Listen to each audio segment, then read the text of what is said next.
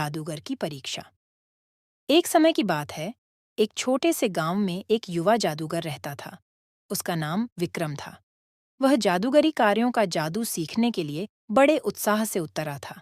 उसके पिताजी भी एक प्रमुख जादूगर थे और वे उसे जादूगरी की शिक्षा देने में सहायक रहते थे।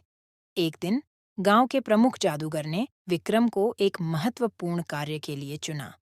उसकी जादूगरी की परीक्षा ली जानी थी। परीक्षा का मकसद यह था कि विक्रम को जादूगरी के क्षेत्र में विभिन्न रहस्यमय स्थानों पर जाकर अपनी जादूगरी क्षमताओं का प्रदर्शन करना था। विक्रम ने इस परीक्षा की तैयारी में बड़ी उत्सुकता से हिस्सा लिया। उसने अपने पिताजी से जादूगरी की शिक्षा में और गहराई से जानने का निर्देश प्राप्त किया। परीक्षा के दिन विक्रम को प्रमुख जादूगर के साथ रहस्यमयी स्थानों का सफर करना था। पहला स्थान एक प्राचीन मंदिर था, जिसमें उसे अपनी जादूगरी का प्रदर्शन करना था। विक्रम और प्रमुख जादूगर मंदिर के द्वार पर पहुंचे। मंदिर के अंदर उन्हें एक प्राचीन वृत्ताकार कलश मिला। विक्रम ने वो कलश छूने का प्रयास किया और उसके अद्भुत जादूगरी के द्वारा कलश में अनंत अमृत का आविष्कार किया।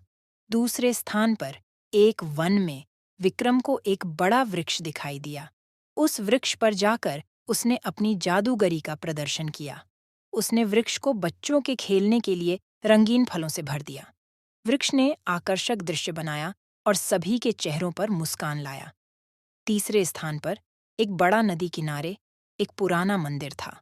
वहां उसे एक चुपचाप झील में जाकर अपनी जादूगरी का प्रदर्शन करना था। विक्रम ने एक पत्थर को अपने जादूगरी से हरा और उसे झील में फेंका। पत्थर तुरंत हरा पड़ा और नदी का पानी हरा हो गया। परीक्षा के अंत में विक्रम को प्रमुख जादूगर के सामने ले गए।